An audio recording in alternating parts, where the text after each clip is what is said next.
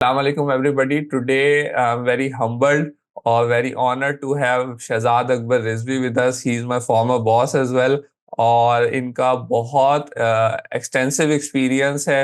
बहुत जो है सबसे इम्पोर्टेंट बात है कि thank you sir for giving us your important and precious time. मुझे पता है आप काफ़ी बिजी रहते हैं, तो thank you for giving us time. और विदाउट फर्दर ड्यू मैं आपको प्लेटफॉर्म हैंड ओवर करता हूँ। अपने बारे में सर बताएं ताकि जो भी ऑडियंस सुन रही है अपना ब्रीफ सा इंट्रोडक्शन दे दें about your education, about your experience, how it has been over 30 or 30 plus years of experience working in different multinational companies.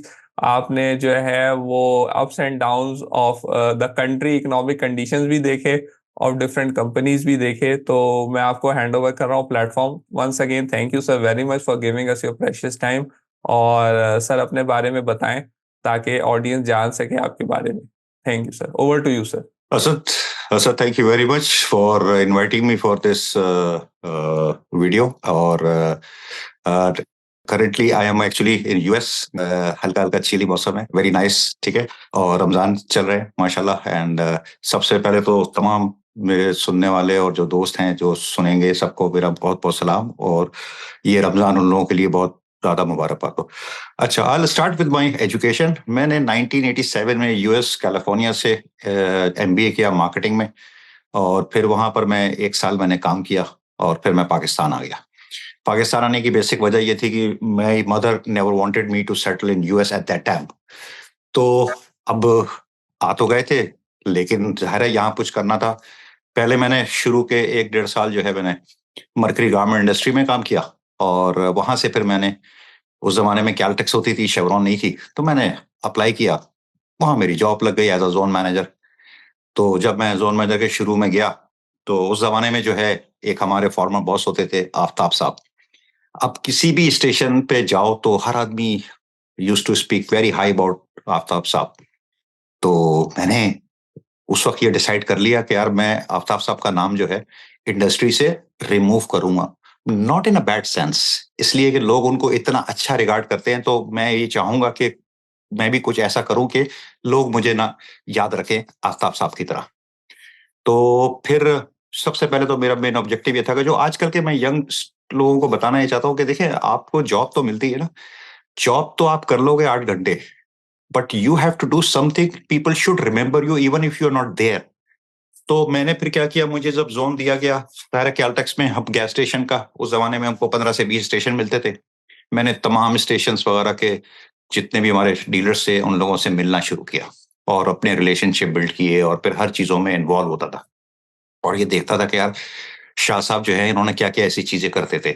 तो और फिर सबसे जो मेन चीज ये करता था कि मैं हर इंडिविजुअल कस्टमर के बारे में समझता था कि कौन क्या है, ताकि उसको डील करने में इस तरह से हो कि वो रिलेशनशिप जो है प्रोफेशनल भी रहे और एक इस तरह का रिलेशनशिप बन जाए। अच्छा, होता क्या है कि हमारे यहाँ जो लोग हैं ना, वो 2 से 3 चीजों को नहीं समझते, जो तो बड़ी इंपॉर्टेंट चीजें हैं लाइफ में। एक तो ये कि आप कभी भी जिंदगी में अपने आप को किसी से कंपेयर नहीं करो कि यार मेरे पास ये नहीं है, उसके पास ये है, मेरे पास वो है, इसके पास ये नहीं है।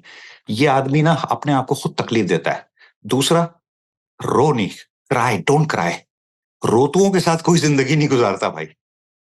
और आपने हमेशा पॉजिटिव रहना है और जो काम करो उसको एंजॉय करोगे, कम थकोगे।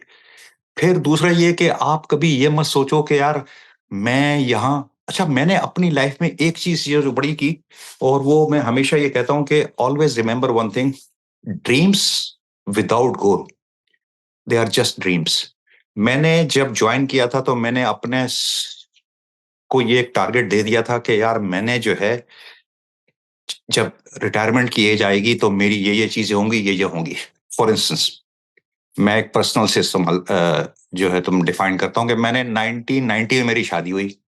मैंने ये सोच लिया था कि यार मेरे बच्चे जो हैं 97 तक मेरे बच्चे होंगे, 2 3 जो भी होंगे। By the time I get retired तो मेरे बच्चे प्रैक्टिकल लाइफ में आ चुके होंगे। Why I am saying this, आपको ये प्लान करना है और ये शुरू के करियर पाथ में ही करना है। फिर मैंने ये प्लान किया था कि मैं ऑर्गेनाइजेशन में नंबर 2 पोजीशन पे एटलीस्ट आऊंगा, यानी सीईओ के बाद। उसके लिए होता क्या है कि अब आपको क्या करना पड़ता है कि आप जो आपको काम दिया जाता है, आप उसके अलावा दूसरी चीज़ों पे भी इन्वॉल्व होते हो। With in the department, with in the organisation आप अपने रिलेशनशिप बिल्ड करते हो और फिर कोशिश ये करते हो कि आपको ज़्यादा से ज़्यादा चीज़ें आएँ। जो नए लड़के आ रहे हैं उनको सिखाओ, उनको बताओ ताकि उससे 2 चीज़ें होती है, व्हेन यू टीच समबडी तो बेसिकली आप अपने आप को भी सिखा रहे होते हो। आपकी रिस्पेक्ट बढ़ती है। फिर इंडस्ट्री में आप जाते हो, इंडस्ट्री में लोग आपसे पूछते हैं। फिर जो कोई चीज़ आपको मिले या कोई नहीं अच्छा हमेशा मेरी एक आदत ये थी कि कोई नई चीज़ के बारे में सोचूँ यार कुछ डिफरेंट करना है, कुछ डिफरेंट करना है। एक ज़माने की मुझे अच्छी तरह याद है कि जब इलेक्ट्रॉनिक पंप्स आए थे गैस स्टेशन पे तो लोग इलेक्ट्रॉनिक्स पंप्स की बहुत बातें करते रहते थे। तो मैंने बोला यार इलेक्ट्रॉनिक्स पंप्स पे कोई इंजेन्युइटी लेकर आएँ, कोई नई चीज़ लेकर आएँ। तो मुझे आज भी याद है वो स्टेशन, सयारा सर्विस स्टेशन। तो वो फर्स्ट टाइम मैंने वहाँ पर ये किया था कि मैंने जो है वहाँ पे टॉकिंग यूनिट इंट्रोड्यूस किया। तो ये मैं बात कर रहा हूँ कैलटेक्स के डेज़ की ना। तो उसमें ये था कि जब आप नोज़ल उठाएँगे तो वो उसमें से आवाज़ आएगी welcome to Sayara service station और फिर उसके बाद जब आपने गैस डलवा ली तो फिर वो बोलेगा thank you for being at Saiyaara service station. तो ये एक सोच हमेशा कुछ ना कुछ नई चीज़ के बारे में सोचता रहता था कि यार ये कुछ डिफरेंट करना है। अच्छा फिर ये है कि दूसरी चीज़ ये थी कि जो आपके जो लोग होते हैं अमंग्स योर टीम, चाहे आप उनके बॉस हो या ना हो, लेकिन आपकी जब नॉलेज होती है और जब आपको कोई चीज़ पता होती है ना, तो आप दूसरे लोग आपकी रिस्पेक्ट करते हैं। एजुकेशन जो है ना, वो हमेशा आपको जो है ना, आपको दूसरों को कोचिंग के लिए मदद करती है। मैं मेंटरिंग बहुत करता था। फिर अगर किसी की प्रॉब्लम हो या यार ये चीज़ नहीं हो रही, तो मैं उसके साथ चला जाता था। दूसरी चीज़ ये है कि मैंने ज़िंदगी में कभी हार नहीं मानी। मैंने बहुत अप एंड डाउन देखे, मेरे साथ के लोग ऊपर चले, लेकिन मैं कभी फ्रस्ट्रेट नहीं हुआ। मैंने बोला नहीं। उसकी ये देखो वजह ये है कि मैंने ज़िंदगी में एक चीज़ हमेशा याद रखी कि अल्लाह ताला ने हम सबके लिए लाइफ़ में पैसा और पोज़ीशन लिख दी गई है। अब आपके ऊपर है, आप उसको हक हलाल से लो या दूसरे हराम से लो। आपको मिलना उतना ही है। तो जो आपको मिलना है ना, आप उसको जितना एन्जॉय करोगे, जितना हँसोगे which is good for your health और वो आप एन्जॉय भी करोगे काम करने में। तो ये तो मैंने कि अच्छा फिर दूसरी चीज़ ये कि जब शेवरॉन में था, तो शेवरॉन में जो अल्लाह का शुक्र है कि जो हमेशा ये सोचता था कि यार टॉप करना है, हमेशा प्लान बड़ा करता था। यानी मिसाल के तौर पे अगर हमको ईयरली टारगेट मिलता था, तो मैं उसको क्या करता था 12 से खुद ही डिवाइड कर लेता था और मैं उसको थोड़ा-सा ऊपर रखता था। यानी आखिरी के जो 2 महीने हैं, वो उसमें कम वॉल्यूम होगा और मैं हर महीने ये कोशिश करता कि वो मैंने अचीव करने और ज़्यादा कर दूँ। तो आप प्लान करके चलते हो, तो अल्हम्दुलिल्लाह विद इन द 6 हर साल मुझे तकरीबन 5 साल कंसेक्युटिव जो है मुझे बेस्ट सेल्समैन का अवार्ड मिला। मैं वाहिद था जो कि 5 साल के अंदर ही रीजनल मैनेजर बन गया था। फिर उसके बाद ये कि रीजनल मैनेजर से फिर डिविजनल मैनेजर बना। तो अब उसमें फिर ये था कि जब आप डिफरेंट एंगल पे जाते हो, फिर डिफरेंट कस्टमर से मिलते हो। अच्छा अब होता क्या है कि हमारे ज़्यादातर जो लोग हैं ना, वो ये सोचते हैं कि यार मैंने एमबीए किया है, फॉर इंस्टेंस यूएसए से किया या इंग्लैंड से किया या किसी ने कहीं से भी किया। अब आपका जो कस्टमर होता है ना, वो एजुकेटेड नहीं होता। तो अगर आप उसमें डिस्टेंस रखोगे यार, तो आपको उसके लेवल पे आके बात करनी है। तो उससे होता क्या है कि आपका रिलेशनशिप बहुत ज़्यादा स्ट्रॉन्ग होता है, तो लोग आपको पसंद करते हैं। फॉर इंस्टेंस अब आप किसी गैस स्टेशन पे गए हो, अब वो कैशियर वगैरह बैठे हैं, खाना खा रहे हैं। आपने कुछ नहीं किया, आप गए एक बाइट ले लिया उनसे। तो आपने बेसिकली वो एंगेज जो उनको किया ना, वो आपको हमेशा याद रखेंगे। तो और फिर आप उनके साथ बैठ गए, वरना वो होगा कि यार ये तो बहा अफ़सर हैं कंपनी के और तो ये हमारे से मिक्स होंगे नहीं। तो आपने उसको बेसिकली फॉर लाइफ टाइम के लिए आपने उसको अपना बना लिया।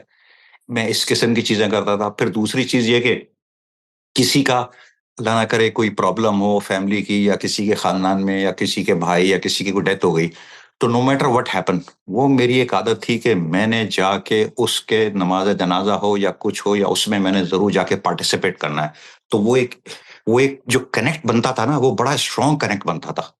फिर किसी की कोई प्रॉब्लम है, बर्थडे आ रही है, कुछ आ रहा है, तो उसमें ज़रूर जाता था। यानी मेरा ये लाइफ़ का ये मेरा अपना करियर में ये था कि अगर किसी की शादी है या किसी का अल्लाह ना करे कोई फौतगी हुई है, तो ये दोनों चीज़ों पे मैं नो मैटर व्हाट हैपन मैं ज़रूर जाता था। इसलिए कि आपकी प्रेज़ेंस जो है ना, वो आपको कनेक्ट करती है और आपका एक रिलेशनशिप बिल्ड करती है। हमारे यहाँ लोग ये चीज़ नहीं सोचते। दूसरी इम्पोर्टेंट चीज़ ये है कि जब 25 साल बड़े अच्छे हमने गुजारे। अब जब ये शेवरॉन का मर्जर हुआ टोटल पार्को के साथ, तो मेजॉरिटी ऑफ जो हमारे लोग थे ना, वो यार टोटल में जा रहे हैं, क्या होगा, क्या नहीं होगा। मैंने उस दिन एक चीज याद रखी थी, Chevron is a history now. Now I am going to a total Parco. अब जो मेरी अथॉरिटीज थी या जो मेरी चीजें वहां पर थी ना, वो पास्ट हो गया। हमारे यहाँ मेजोरिटी ऑफ लोगों ने क्या किया कि जो मर्जर वगैरह के बाद होता है वो परेशान हो जाते हैं, तो मैं बड़ा पॉजिटिव होकर गया और मैंने बोला कि this is the company now, और मैंने पास छोड़ दिया। फिर मैंने जो उनकी अथॉरिटी या जो उनकी पॉलिसी थी उसको ओन किया और फिर उसके हिसाब से चला। अच्छा, फिर आप ये देखें कि मैंने जो है अपना तुमने असद ये देखा होगा कि मैंने बहुत जल्दी टोटल के अंदर लोगों के साथ, not in my department but दूसरे डिपार्टमेंट के साथ भी अपने रिलेशनशिप बड़े स्ट्रांग कर लिए। उसकी वजह यह है कि आप जब ये सोच लोगे ना ये यही है आपके साथ और इन्हीं के साथ चलना है, तो फिर आप पॉजिटिव आएंगे। लेकिन आप जब भी पास को सोचते रहोगे ना, तो वो पीछे आप जो है ना कभी भी तरक्की नहीं करोगे। अब तुम, अगर आप, मैं तुमको एक मिसाल दूं, मिसाल के तौर पे जब आप कहीं सफर के लिए जाते हैं तो आप रिक्शे पे जाते हैं, आप जितना भी सामान है आप लेके बैठ जाएं, कोई मसला नहीं है। टैक्सी पे जाएं, जितना सामान लेके बैठ जाएं, कोई मसला नहीं है।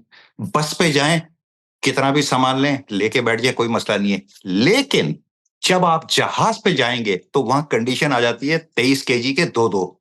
यानी इससे मैसेज क्या मिलता है, इफ यू वांट गो और फ्लाई हाई, तो आपको अपनी कुछ हैबिट्स को कम करना पड़ता है भाई। तो यानी जो आप खुद देखें, जो आपकी ऐसी हैबिट्स हैं जो अच्छी नहीं है उनको खत्म करें। If you want to grow high off, तो और फ्लाई हाई, तो आपको अपनी कुछ ऐसी हैबिट जो सही नहीं है उनको खत्म करना पड़ता है। और अगर आदमी अपनी सेल्फ असेसमेंट साथ साथ करता रहे तो वो उसके लिए बेहतर होता है। हमारे यहाँ मेजोरिटी के जो लोग हैं ना, वो कोई भी ये नहीं कहता कि यार, कोई भी नहीं कहता कि मेरे में ये बुराई है। मैं हमेशा ये करता था कि जब भी किसी की अप्रेजल करता था तो मैं उसको ये बोलता था कि तुम्हारी जो अप्रेजल उस वक्त कंप्लीट होगी जब तुम मेरी में 5 नेगेटिव चीजें निकालोगे। पॉजिटिव तो निकालो ही नहीं ना, मुझे नेगेटिव चीजें बताओ। और जब कोई मुझे बताता था तो मैं वो सुनता था। अच्छा, फिर दूसरी चीज ये कि करियर में ना, आप अपनी जो टीम है उसको कभी भी अपना सबॉर्डिनेट ही समझो। There is nobody is subordinate, we all are team. जब आपकी ये फीलिंग आएगी ना, फॉर इंस्टेंस अगर मेरा कोई भी इंडिविजुअल किसी वजह से कामयाब नहीं हो रहा है, तो इसका ये मकसद नहीं है कि उसके स्किल सेट नहीं है। इसकी ये वजह है कि मेरे में कोई प्रॉब्लम है जो मैं उसको वो कोच नहीं कर रहा। तो फिर मैं उसके साथ जाके उसकी कोचिंग करता था। अब मिसाल के तौर पे, अब मेरे 3 बेटे हैं, 2 बेटे हो गए तो यार एक एक ग्रेड आ गए, और जो तीसरा बेटा है उसका सी ग्रेड आ रहा है। तो क्या करें, तीसरे बेटे को घर से बाहर निकाल दें? नहीं।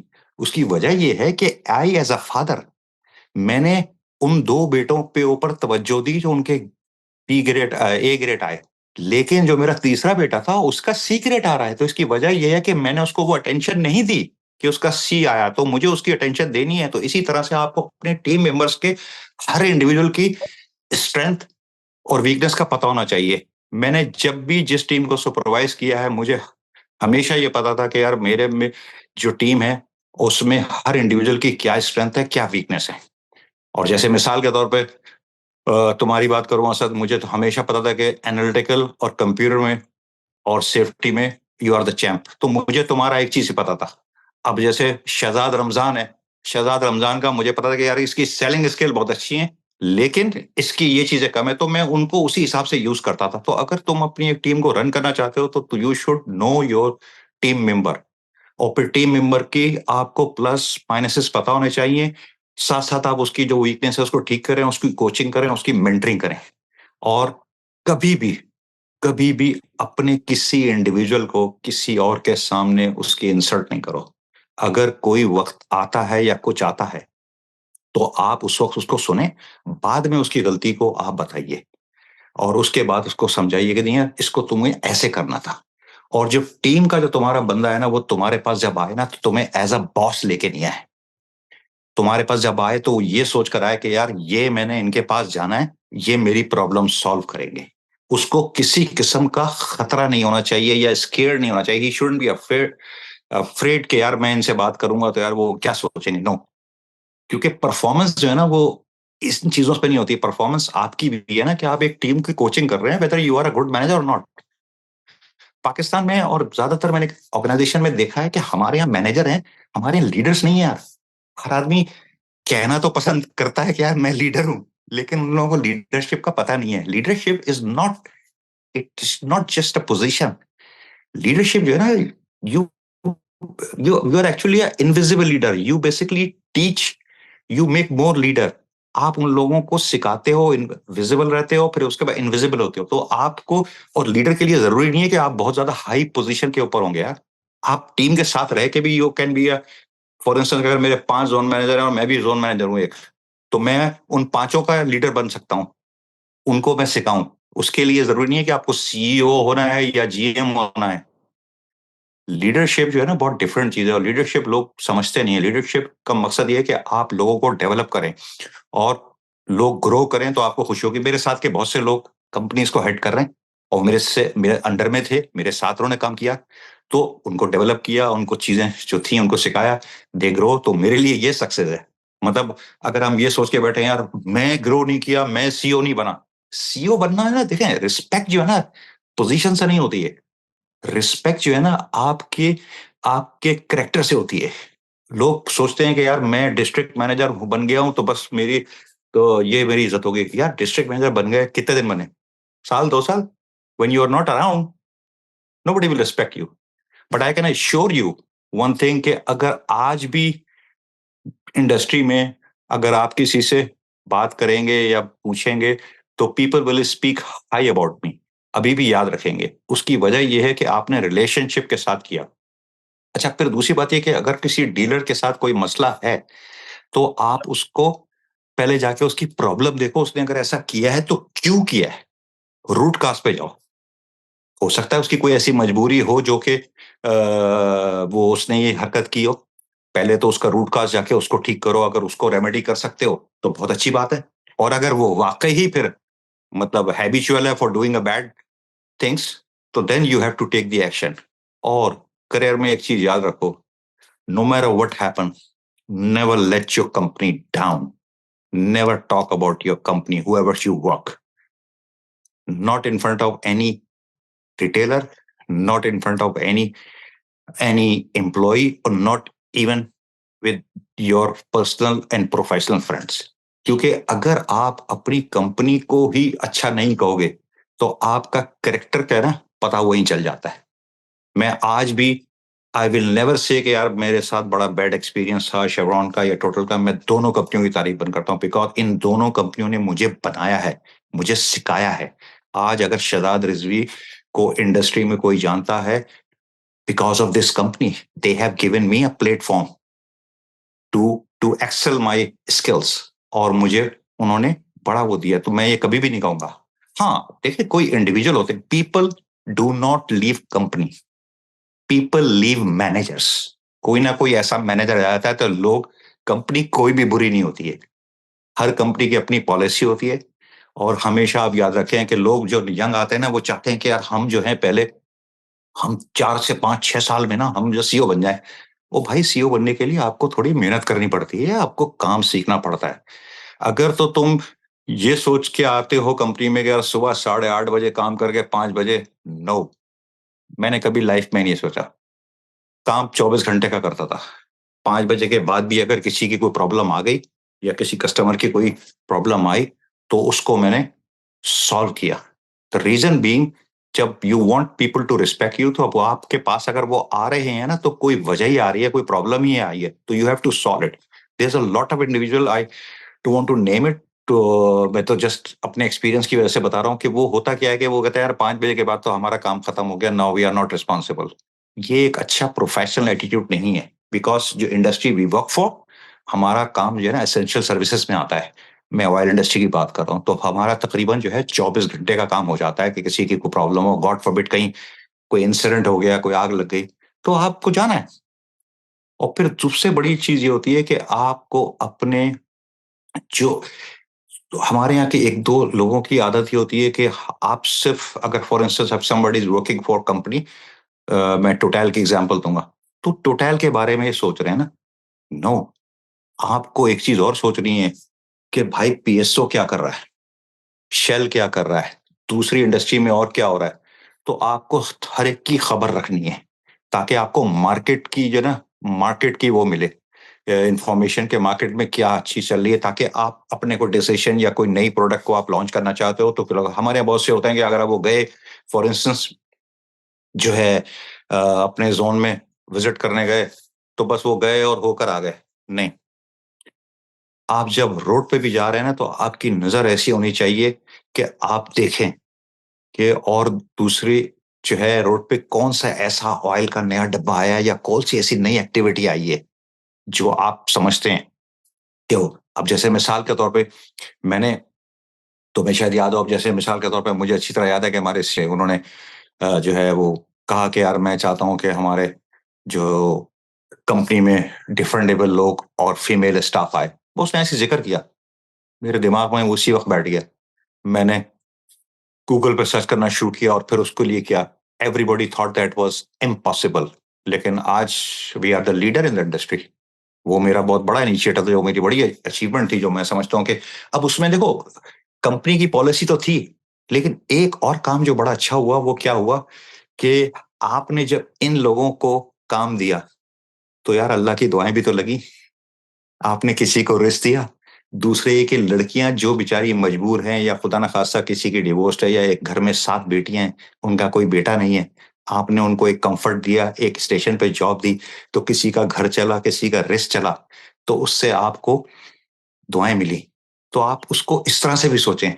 ऑर्गेनाइजेशन एक्सक्यूज मी, ऑर्गेनाइजेशन का तो बेनिफिट हुआ ही हुआ, लेकिन आप जो है ना वो जो है आपने लोगों की दुआएं भी ली। अगर देखो, दुनिया में ना दो दो चीजें बड़ी इंपॉर्टेंट है। एक तो अगर आप देखें ना कि मैं मुझे ना हमेशा से ना जो है वो बहुत पसंद है, ईगल। अगर आप ईगल को देखें ना, तो ईगल की कुछ हैबिट्स को देखें तो कितनी जबरदस्त उसकी हैबिट्स हैं। एक तो ये कि ईगल जो है ना, वो इतना भी दूर आसमान पर होगा ना, वो अपना टारगेट फोकस कर लेता है। जब एक दफा वो फोकस कर लेता है ना, तो फिर वो हटता नहीं है, वो उस टारगेट पे जाता है और उसको करता है। दूसरी चीज ये कि ईगल की जो एक आदत है वो बड़ी जबरदस्त है कि वो मरा हुआ गोश्त नहीं खाता, वो उसी वक्त लाइव शिकार करता है। यानी उससे सबक हमको क्या मिलता है कि पास की चीजें जो लोग सोचते रहेंगे ना, वो कभी ग्रो नहीं करेंगे। अच्छा, फिर ईगल का तुम अगर ये देखो कि ईगल जो है ना, वो हमेशा पूरा टॉप पे फ्लाई करता है। ईगल हमेशा ईगल के साथ फ्लाई करता है। यानी अगर लाइफ में तुमने ग्रो करना है ना, तो ऐसे लोगों के साथ रहो जो आगे ग्रो कर रहे हैं। यानी आपकी जो दोस्त हैं वो बड़े इंपॉर्टेंट हैं। तो ये चीजें जो है ना, अच्छा फिर ईगल का एक बड़ी जबरदस्त चीज ये होती है कि वो जो है बारिश या सब कुछ होती है तो तमाम परिंदे वगैरह जो है ना, वो छुप जाते हैं पेड़ों के पीछे। लेकिन ईगल जो है ना, वो उसको एंजॉय करता है, वो आसमान से ऊपर निकल जाता है। यानी कहने का मकसद ये है कि प्रॉब्लम जो है ना, अगर आपको आती है ना, तो आएंगी।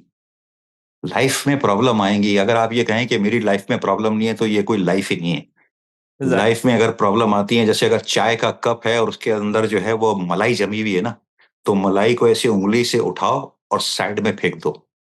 अगर प्रॉब्लम नहीं आ रही है ना, तो अल्लाह में से खुद कहो, ए अल्लाह क्या हो गया, मुझ पे कॉन्फिडेंस ही रहा, प्रॉब्लम भेज। क्योंकि अगर कोई आदमी कहे, लाइफ तो है ही इसी बात की, और आदमी कुंदन बनता ही इसी चीज से। मैंने अपने पर्सनल लाइफ में जो है और जो है प्रोफेशनल लाइफ में बहुत प्रॉब्लम देखी है, लेकिन मुझे अच्छी तरह याद इस ऑर्गेनाइजेशन में रह के, लेकिन ये कि जो मेरा पैशन कमिटमेंट था, लेकिन मैं कभी काम में या कभी मैं छुट्टी नहीं करता था। और अगर छुट्टी होती थी तो ये लोग बोलते थे यार आज क्यों नहीं आया, खैरियत। बहुत रेयर केसेस में मैं छुट्टी करता था अपने। ये ऐसा नहीं है कि यार मेरी पर्सनल लाइफ है बहुत ज्यादा जो है बड़ी लवली गुजरी है। प्रॉब्लम आती थी, अरे बच्चों की स्कूलिंग भी है, अपना जो काम है उसको भी प्रायोरिटी देते हैं। तो ये वर्क लाइफ बैलेंस बड़ा इंपॉर्टेंट होता है। और अगर कोई ये कहे कि यार किसी की लाइफ में कोई प्रॉब्लम नहीं है, तो वो मैं नहीं मानता। हर आदमी की लाइफ में प्रॉब्लम होती है, but how you handle it, that is the key. और फिर सबसे जो मेन चीज होती है कि आप ना जब कोई चीज सीखें, तो हमारे यहाँ जो अक्सर लोगों की प्रॉब्लम है ना, जब कोई चीज उनको नहीं आती है ना, वो दूसरों को नहीं सिखाते यार। दूसरे को सिखाएंगे नहीं तो आप खुद कैसे ग्रो करेंगे भाई? क्योंकि अगर एक स्किल मुझे आ गया तो मैंने तो ऊपर जाना है ना। तो मुझे ऊपर जाने के लिए किसी को नीचे डेवलप करना है। क्योंकि मेरा तो ऑब्जेक्टिव ये होता था कि यार मैं इस पोजीशन पे हूं ना, तो मैं जो उस मेरे ऊपर वाली जो पोजीशन है, तो मैंने उसके काम को देखना है वो क्या करता है। अपना काम तो मैं नीचे किसी किसी को सिखा दिया करता था कि चलो भैया देखो तुम ये कर लो, तुम ये कर लो, फिर उसके काम को देख के उससे काम लो, ताकि अपने सुपरवाइजर को तुम इतना मजबूर बना दो कि वो तुम्हारा हैंडीकैप हो जाए। और फिर eventually you have you have a chance to grow. हमारे यहाँ यही लोगों की प्रॉब्लम होती है कि लोग जो है ना वो काम सिखाते नहीं है। और अगर आप किसी को सिखाएंगे नहीं ना, तो ऐसा नहीं है कि वो नहीं सीखेगा, एग्जैक्टली। वो सीख जाएगा। But you will lose your respect. तो बहुत सी ऐसी चीजें होती हैं जो आपको सोचना पड़ता है, बस ये कि आपको हिम्मत नहीं हारनी पड़ती। आपकी इंडस्ट्री में पोजीशन से नहीं होती है, इज्जत आपके कैरेक्टर से होती है, आपकी लोगों के साथ किस किस्म के रिलेशन है उससे होती है, और आपके काम से होती है। यानी आपका जो रिटेलर है जब आप उससे मिलें तो उसको ये एहसास होना चाहिए, उसको ये कंफर्म होना चाहिए कि यार ये अब शहजाद साहब आए ना तो मेरा मसला सॉल्व हो जाएगा। But back of mind you are representing a company, आपको पता होता है कि मुझे क्या करना है, तो लेकिन उसको जब ये कंफर्ट आ गया ना कि यार ये आ गए अब मेरा मसला हल हो जाएगा, तो आप उस दोनों में देखें कि ये कि बहुत सी चीजें ऐसी होती हैं कि जो हम लाइफ में जो है रिग्रेट करते हैं। और मुझे बस रिग्रेट लाइफ में सिर्फ एक यही है कि यार मैंने 2 साल पहले रिटायरमेंट ले ली, शायद मैं थोड़ा और कुछ करता। लेकिन ठीक है, अल्लाह ताला को यही मंजूर था, क्योंकि मुझे यूएस आना था, वरना फिर कुछ और चीजें करते। बट मैं समझता हूँ कि I am one of the lucky person कि जिसने इन दो बड़ी कंपनियों के साथ काम किया। और जो है मुझे बड़े अच्छे अच्छे प्रोफेशनल लोग मिले, और मुझे बड़े अच्छे अच्छे लोगों से मेरा वास्ता रहा। मुझे बहुत अच्छी सीखने को चीजें मिली। और अगर मैं कभी बैठ के सोचता हूँ तो कि यार काश वो वक्त दोबारा आ जाए, लेकिन मुश्किल है। और but I had a wonderful journey of 30 years of my life में। I can complain, I am really thankful to you. और असद कोई क्वेश्चन है तो मुझसे पूछो। जी जी जी सर, क्वेश्चन बहुत सारे हैं। माशाल्लाह से हम from the hmm, very beginning start करते हैं। जो आफ्ताब साहब से पहले एमबीए से, तो सबसे पहले फ्रॉम पाकिस्तान ये एमबीए अमेरिका में, क्योंकि जितने भी लोग आमतौर पे जा रहे होते हैं वो जा रहे होते हैं या तो इंजीनियरिंग करने या इस तरफ करने। तो आपको क्या चीज़ क्लिक करी कि यार मैंने अमेरिका ही जाना है और अमेरिका ही से एमबीए करना है? तो ये एक छोटा सा जवाब है, फिर इससे एक फॉलो अप क्वेश्चन है उसके, कि आपके जो अ- मैंने पूरी जर्नी देखी है ना, was very clear about everything, कि बच्चे होने हैं, ये मैंने करियर पाथ प्लान करना है। देखें अभी आप माशाल्लाह से एक सर्टेन एज में है ना, तो जो है मैं भी हूं, तो इस वक्त तक चीजें क्लियर होती हैं। लेकिन जब आप वेरी यंग होते हो, 22 23, उस वक्त आपको इतनी चीजें क्लियर नहीं होती कि मैंने करियर ऐसे रखना है, बच्चे ऐसे रखने हैं, शादी ऐसे करनी है। तो आपको कोई मेंटोर मिला था, कोई बंदा मिला था जिसने आपको ये सब गाइड किया, या किस चीज ने आपको ये सारी चीजें क्लिक करी जो आपका पाथ इतना क्लियर हुआ? क्लैरिटी जो है ना वो लाइफ में बड़ी इंपॉर्टेंट है, तो वो सही। कहाँ से डेवलप हुई? ये दो चीजें सर। अच्छा, वेरी गुड क्वेश्चन यार। मेरे वालिद जनरल मैनेजर थे नेशनल फाइबर्स में। हम लोग 9 बहन भाई हैं। मेरी माशा 3 बहनें बड़ी थी, और उसके बाद हम भाई थे। ठीक है। तो जब मेरे वालिद साहब रिटायर हुए, तो सारे मेरी 3 बहनें बड़ी थी, तो एक बड़ा हैंडसम अमाउंट घर आता था, तो वो एकदम से आना जो है वो कम हो गया। तो वहां से मुझे ये एक एहसास ये हुआ कि यार एक तो ये कि मुझे शादी जल्दी करनी चाहिए, by the time you get retired, तो आपके घर में जो ये प्रॉब्लम आई है वो ना आए। अच्छा, फिर मैं जब अमेरिका गया, तो मैं एक्चुअली गया था कंप्यूटर की सॉफ्टवेयर की आई 20 पे। अब पाकिस्तान में, अब मैं बात कर रहा हूँ 1983 की यार। अब 83 में तो कंप्यूटर था नहीं, वहां जब हम गए तो समझ नहीं आ रहा कुछ। तो वहां पे एक बड़ा अच्छा एक हमारा फॉरेन स्टूडेंट एडवाइजर था, तो मैं उससे जाके मिला कि भाई मेरा तो ये ग्रेड भी नहीं आ रहे हैं, सही क्या करूं? तो उसने मुझे कंप्यूटर के सामने बिठाया, और कोई 200-250 सवाल थे, कहता बस इसका यस नो के जवाब देते रहो, जो उसमें मल्टीपल चॉइसेस थी। मैंने जब जवाब दिया तो उसने मुझे बड़ा जबरदस्त बात बोली। उसने बोला, Shahzad, drop your semester and change your field, you are a sales guy. और डू एमबीए। मैंने वो सेमेस्टर जो है वो $1200 मेरे ऐसे डूबे। उसके बाद मैंने अपना फील्ड ही चेंज कर दी और मार्केटिंग में आ गया। अच्छा, फिर जब मार्केटिंग में आ गया, फिर सबसे एक चीज ये थी कि मुझे बोलने बालने का और लोगों से रिलेशनशिप का, तो मुझे ये मेरा स्किल तो था। तो मैंने बोला यार ये मार्केटिंग में जाना चाहिए। तो इसलिए मैं फिर मार्केटिंग में चला गया और वो उसकी वजह से मैं कामयाब हो गया मैं कंप्यूटर की I-20 पे था। Exactly exactly exactly. तो अच्छा, दूसरी चीज है ये जो क्लैरिटी है ऑफ द करियर पाथ, ये आपके एमबीए ने डेवलप किया या आपके शुरू से माइंड में था? देखें, शादी करना आजकल के भी दौर में इवन यंगस्टर्स के लिए बड़ा मुश्किल होता है ना, घर में कहना कि यार मैं शादी के लिए तैयार हूं और मेरी शादी ढूंढो। तो ये हर चीज को डिफाइन करना और अपने क्लैरिटी को आगे कम्युनिकेट करना, और मतलब इसका क्या बेसिक, ये एमबीए ने डेवलप किया, एमबीए अमेरिकन एक्सपोजर ने डेवलप किया, ये कहाँ से डेवलप हुआ यार देखो, क्लैरिटी ऑफ मैं योर जब करियर पाथ? हाँ देखो, जब मैं पाकिस्तान आया ना, तो मेरे एक चीज ये थी कि मुझे रहना यही है।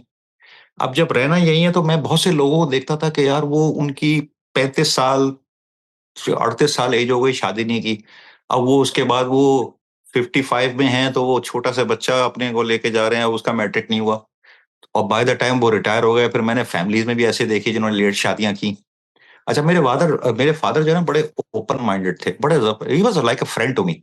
तो मैंने पापा से स्ट्रेट कहा, पापा मैं चाहता हूँ कि शादी जल्दी करूं, और अगर आप समझते हैं, क्योंकि आपके उसमें मैंने देखा है कि जब आप रिटायर हुए तो हमें थोड़ी सी फाइनेंशियल प्रॉब्लम्स आई, और शादी जल्दी करने गई है कि बच्चे जल्दी होंगे, तो फिर उससे ये कि by the time I get retired, तो फिर और तो बच्चे एटलीस्ट प्रैक्टिकल लाइफ में आ चुके होंगे। तो मेरे फादर ने बोला बिल्कुल ठीक है। और उस जमाने हमारी तीनों बहनों की शादियां भी हो चुकी थी, तो मेरे वालिद ने बिल्कुल बोला I think you are right. और रही बात ये कि हमारे यहाँ ना अक्सर लोग क्या पता सोचते हैं, यार खुदा उदा पे किसी को भरोसा नहीं है।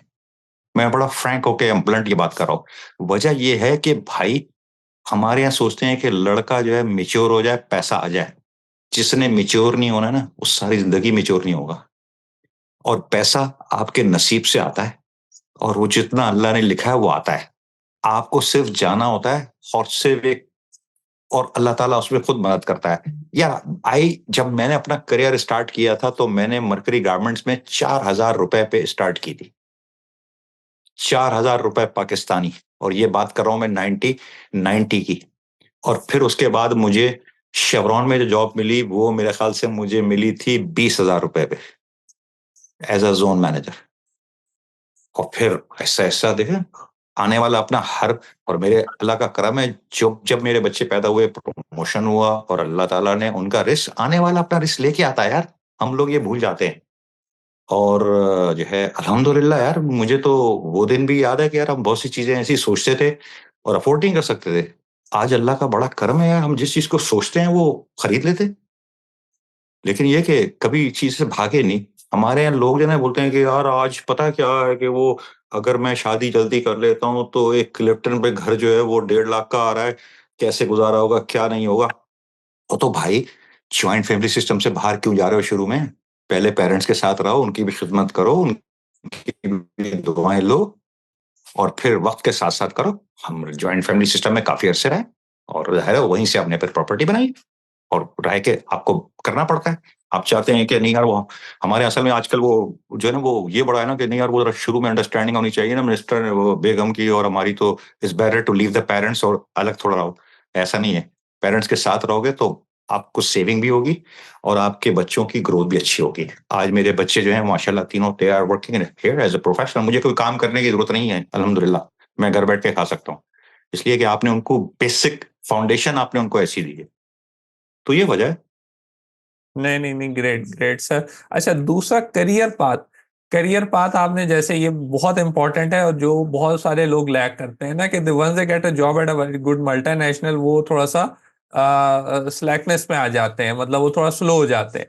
आपने करियर पाथ अपना था कि जैसे आपने कहा मैंने 97 तक मैंने आरएम बनना है, आपने एक करियर गोल बना रखा था। मैंने जो है वो एट द वेरी, मतलब आपने अपने जब करियर स्टार्ट किया तो 30 इयर्स अहेड आपने सोचा हुआ था कि मैंने जो है जब रिटायर होना, हम्म। मैंने बिलो द सीईओ रिटायर होना है।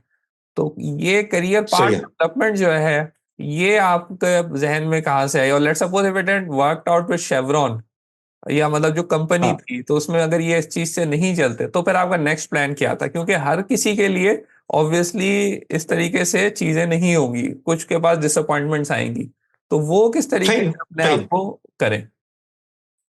अच्छा देखो, शेवरॉन में एक अच्छी बात ये थी कि वहाँ का एचआर सिस्टम जो था ना वो बड़ा जबरदस्त था। आपको जो है ना डेवलपमेंट के पर्सपेक्टिव से और उसके उसमें बड़ी जबरदस्त पॉलिसीज होती थी।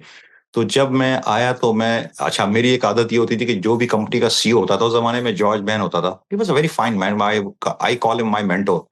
तो उससे मैं ये पूछता था रहता था, और मैं हमेशा सीईओस को एंगेज जरूर करता था, ताकि आप ऑर्गेनाइजेशन पे कुछ ना कुछ चीज ऐसी करें कि आप जो टॉप ऑफ द लाइन, जो आपका बॉस, जो सीईओ, तो उसकी नजर में आपको होना चाहिए। तो उससे मेरा एंगेजमेंट जरूर रहता था।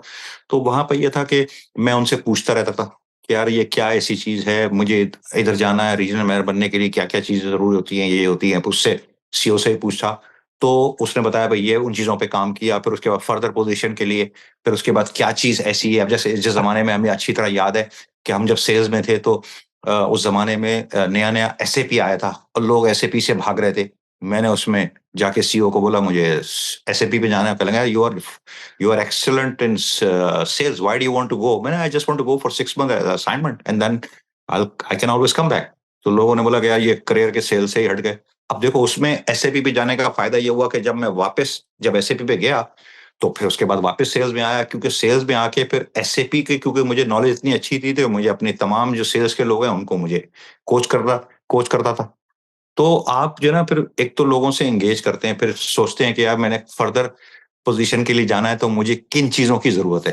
अच्छा, ऐसा भी हुआ है कि एक जमाने में, ये तुम्हारा बड़ा अच्छा सवाल है, एक जमाने में ऐसा भी वक्त आया कि यार अब तो मुझे नहीं लग रहा कि ग्रोथ होगी, छोड़ देना चाहिए।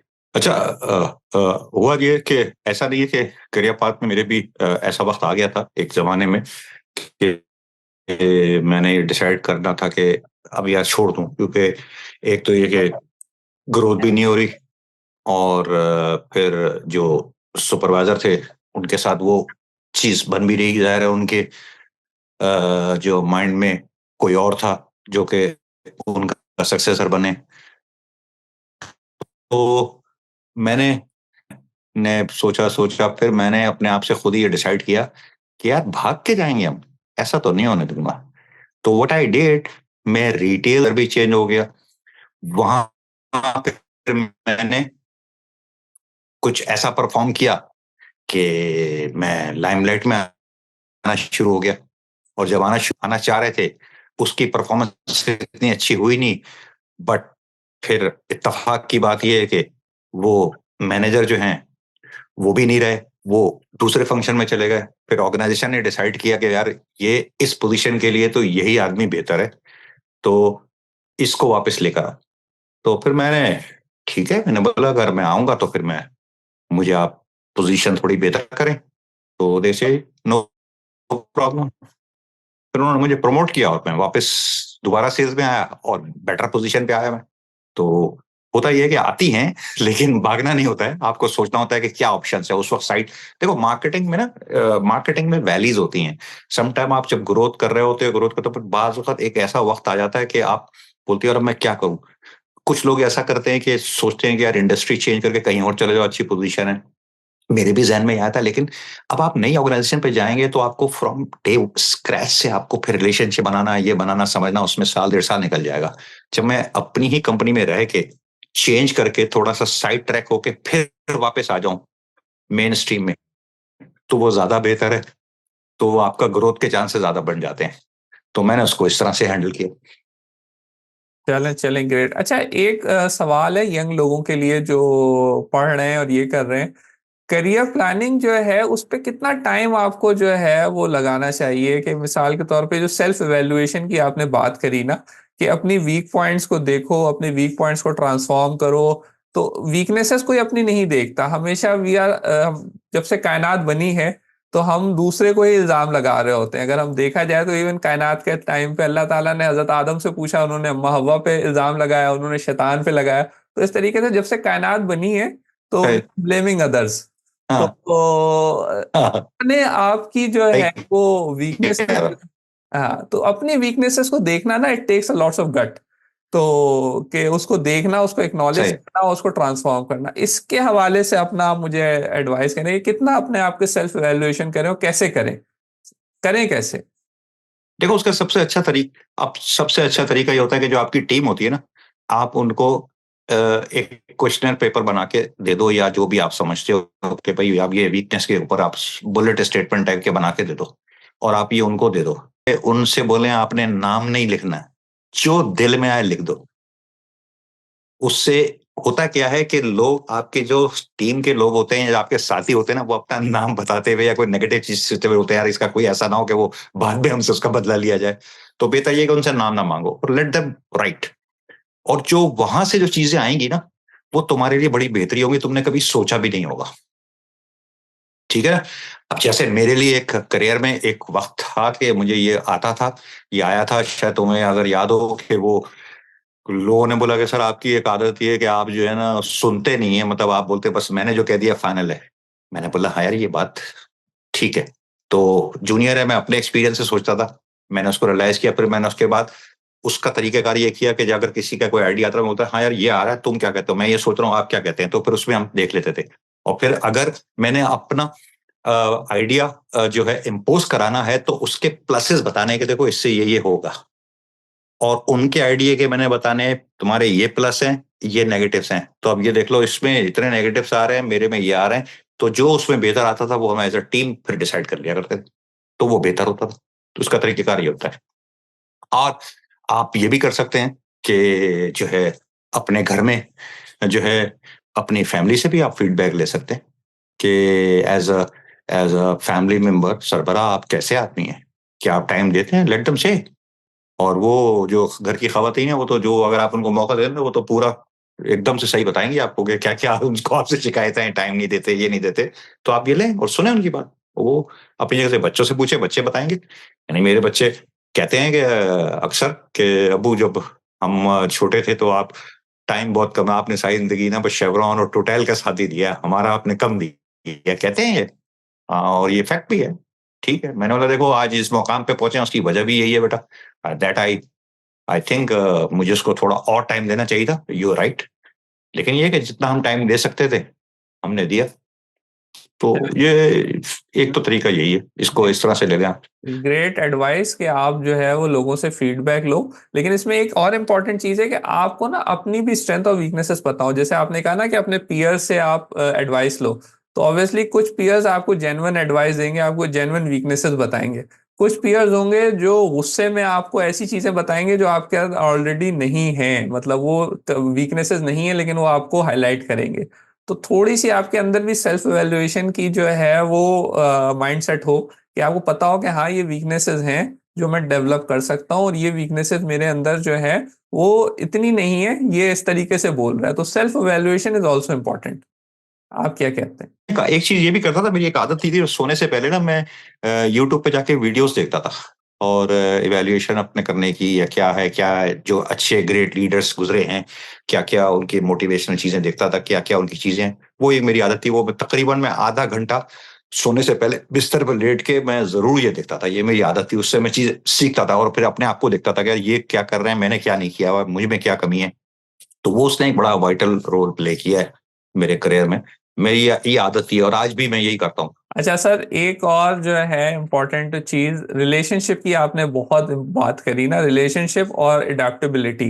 एडेप्टेबिलिटी पे हम बाद में आएंगे। रिलेशनशिप जो है वो आपके ख्याल में किसी भी कस्टमर के साथ डेवलप करने के लिए आपको क्या क्या चीजें जहन में मतलब रखनी चाहिए, और कितना टाइम एक रिलेशनशिप में लगता है डेवलप होने में?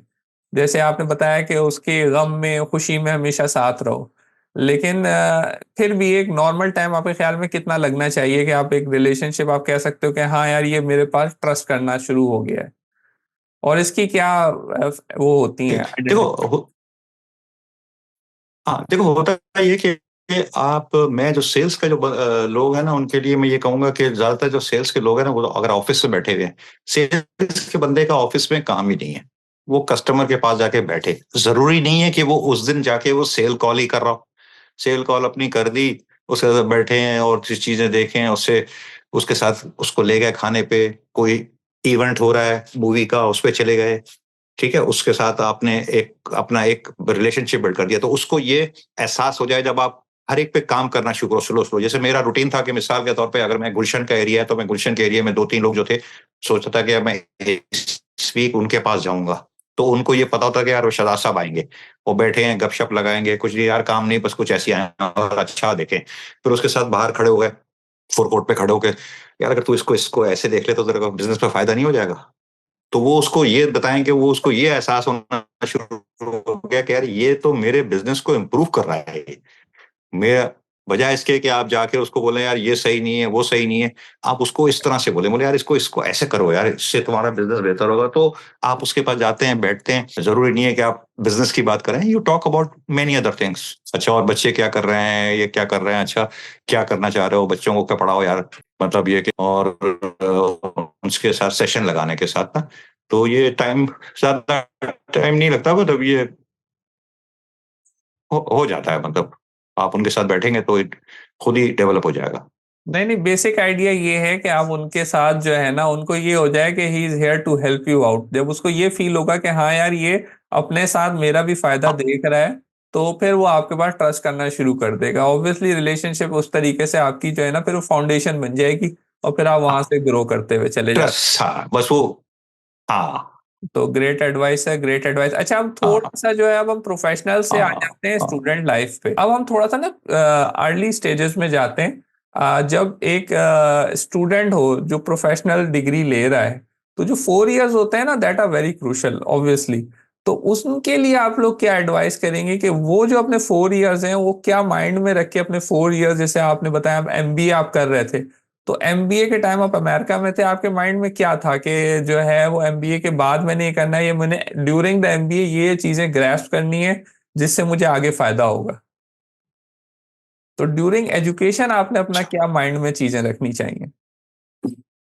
देखो मैं तो बताऊं, मेरा मेरा एक लाइफ का ये था कि जब मैं स्टूडेंट लाइफ में था ना, और एमबीए करने से पहले पाकिस्तान में जब था, तो मेरे एक दोस्त थे, और उनके प्लास्टिक थर्मिक्स, तो वो जो कप्स था, यानी बनाते थे वो प्लास्टिक के, जो कि ठंडी चीज को ठंडा रखते थे और गर्म चीज को गर्म रखते थे। उस जमाने में कराची में ना वो जुम्मा बाजार लगते थे, हम कॉलेज के स्टूडेंट हुआ करते थे, तो उनको लोग चाहिए होते थे।